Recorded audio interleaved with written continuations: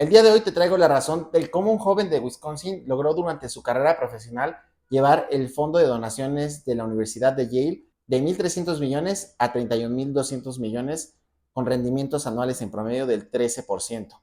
Y esto a través de su modelo de diversificación de inversiones. Así que si te gustaría conocer más, te recomiendo que te quedes a ver este video. Comenzamos. Bienvenido, bienvenida a Quebrados en Finanzas. Mi nombre es Manuel Gamboa y en este canal platicamos y aprendemos sobre finanzas personales, créditos, inversiones y hacks financieros. Y el día de hoy les traigo el modelo de inversiones de Swensen. David Swensen fue director de inversiones de la Universidad de Yale durante más de 35 años. Y durante este periodo logró una rentabilidad por arriba del mercado con una estrategia simple y fácil de replicar. Aquí, antes de entrar de lleno al detalle del modelo, cabe mencionar que este fue hecho para mantener las finanzas sanas de una institución educativa, por lo que los objetivos y plazos de inversión pueden ser muy diferentes a los tuyos, por lo que yo no recomendaría que repliques este modelo al 100% sin antes haber evaluado tus objetivos y plazos de inversión y adaptarlo a ellos. Y bueno, sin más preámbulos, vamos a lo que hizo famoso a este modelo. Básicamente es la diversificación. Seguramente tú has escuchado la frase no pongas todos los huevos en una sola canasta. Y esto en finanzas básicamente es que no metas todo tu dinero en una sola acción, en una sola propiedad o en un solo negocio, sino que lo mejor es que diversifiques o pongas tu dinero en diferentes tipos de activos. De esta manera, si alguno de ellos cae, no termina dejándote en la ruina como si tuvieses todo concentrado en un solo tipo de activo. Y bueno, yendo a lo que nos trajo aquí, vamos a ver la composición del modelo de Swensen. Este está compuesto de 30% en acciones de Estados Unidos, 20% en bienes raíces, 15% en economías desarrolladas, 15% en bonos del tesoro, 15% en bonos de protección contra la inflación y 5% en economías emergentes. Y bueno, seguramente en este punto te estás preguntando, bueno, ¿y cómo sé cuáles son las acciones de Estados Unidos?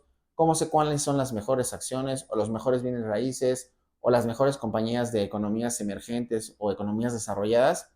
Y aquí, en lo personal, yo hago uso de los ETFs o Exchange Traded Funds, que en español son fondos indexados, que básicamente son canastas de acciones que siguen los principales índices bursátiles, como lo es el SP 500, el Nasdaq o el IPC, hablando de la Bolsa Mexicana de Valores. Esto siguiendo la filosofía de John Bogle, que dice que en lugar de intentar encontrar la aguja en el pajar, que en este caso la aguja podría ser el próximo Meta, el próximo Apple, el próximo Nvidia, nosotros compremos mejor el pajar completo porque seguramente ahí van a estar las próximas empresas ganadoras de los siguientes años, que en este caso el pajar es el ETF.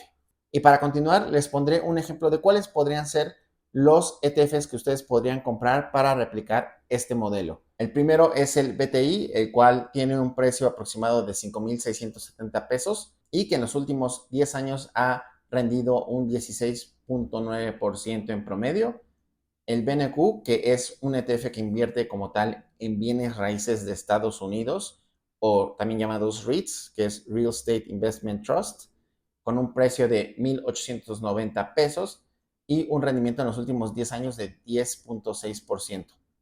BEA, que invierte en economías desarrolladas. Aquí estoy hablando de países como Canadá, Japón, Gran Bretaña, Francia, Suiza, que tiene un precio de 1.010 pesos aproximadamente y el rendimiento de los últimos 10 años es de 5.4%. De ahí paso a TLT, que es un ETF que invierte en bonos del tesoro o deuda americana, que tiene un precio de 1.853 pesos y un rendimiento en los últimos 10 años del 3.8%. TIP, que invierte en bonos con protección inflacionaria igual americanos, tiene un precio de 2.160 pesos y el rendimiento de los últimos 10 años es del 2.4%. Y finalmente el BWO, que invierte en economías emergentes, que aquí es donde seguramente encontraremos a Brasil, México, India, China. Podemos ver que tiene un precio de 942 pesos aproximadamente y el rendimiento de los últimos 10 años ha sido del 8%. Estos se pueden comprar en cualquier casa de bolsa. En lo particular, yo uso la casa de bolsa de GBM. Sin embargo, también existe Actinver, Finamex, Cuspid, entre otras. Y si te gustaría que haga un video sobre cómo comprar y vender este tipo de ETFs, déjame un comentario acá abajo y suscríbete y dale like a este video para que yo pueda seguir creando este tipo de contenido. Ahora vamos a hacer una simulación o como tal un backtesting o vista retrospectiva para poder ver cómo es que se hubiese comportado este portafolio en caso de que nosotros hubiésemos invertido hace 15 años. Para hacer esta simulación usé la página de valueinvesting.io en donde voy a poner un portafolio desde agosto del 2007. Esto lo hice porque uno de nuestros ETFs tiene historia a partir de ese momento. Me hubiese gustado, la verdad, irme mucho más atrás, pero como no tengo historia, no me iba a dejar hacer el análisis retrospectivo con final en octubre del 2024. En este caso, yo estoy asumiendo que voy a iniciar con un capital de 10,000 pesos, que no voy a hacer aportaciones adicionales para hacerlo un poco más fácil, que voy a tener un rebalanceo de mi portafolio de forma anual. Esto quiere decir básicamente que de forma anual el portafolio va a estar buscando obtener las mismas proporciones en cada uno de los activos, porque obviamente puede pasar que un año le vaya muy bien a las acciones y en lugar de representar un 30%, empiece a representar un 40%, por lo que de cierta forma se tendrían que vender acciones para meterlas en los instrumentos que hayan perdido peso en el portafolio. Y también asumiré que los dividendos que nos vayan otorgando se vayan reinvirtiendo. Así que para esto, para el primer portafolio, podemos ver que aquí tengo los diferentes ETFs que platiqué hace un momento: BTI, BNQ, BA, TLT, TIP y BWO. Y en el segundo portafolio, que es contra el que lo voy a comparar, voy a poner todo en el SP500, que es el SPY, para poder hacer como tal la comparación contra el índice del mercado. Al hacer el backtest, podemos ver que al inicio de este periodo, el modelo de Swensen, que es el que tenemos de color naranja, prácticamente tenía un mejor rendimiento que el mercado. Sin embargo, a partir de 2014 podemos ver que esta tendencia se ha empezado a revertir y prácticamente se ha mantenido hasta el final de este periodo, donde sí ya tenemos una diferencia importante en donde el índice del mercado, que es el SP500, empieza a tomarle bastante ventaja.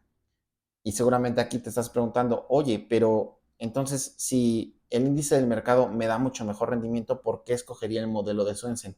Y bueno, eso lo puedes ver en la volatilidad o los cambios que ha tenido durante estos mismos periodos, donde por ejemplo hemos visto que en el peor de los años, el portafolio de David Swensen ha perdido solamente un 23% y el mercado ha llegado a tener años donde pierde hasta un 36%.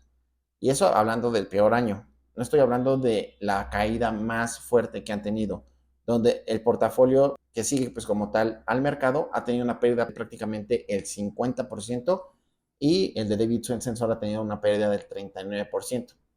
Si se dan cuenta, lo que hace aquí este modelo es que al tener diversificado en diferentes activos, el riesgo que corres es menor. Sin embargo, ustedes pueden ver que a pesar de que es menor, sigue siendo un riesgo alto, por lo que este portafolio puede ser idóneo para personas con un perfil de riesgo moderado a alto. Por el otro lado, también podemos ver que se nota mucho que en las ganancias el portafolio del mercado ha tenido un performance del 32% como máximo en su mejor año y el portafolio de Swensen en su mejor año tuvo un rendimiento del 22%.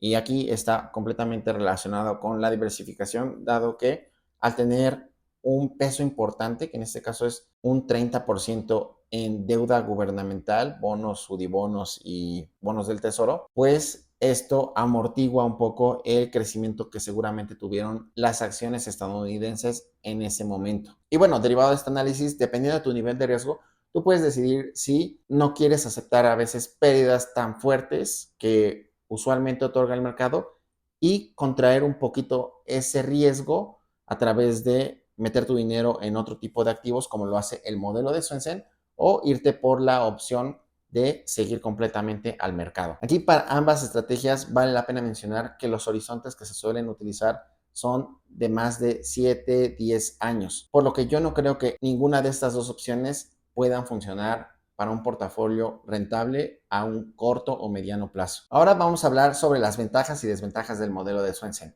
Dentro de las ventajas que encontramos es que ha tenido rendimientos buenos y sostenibles durante el tiempo, que ha tenido una buena relación entre rentabilidad riesgo derivado a su buena diversificación y que es fácil de replicar con fondos indexados. Dentro de las desventajas, la primera es que podemos ver que está desactualizado a la situación actual.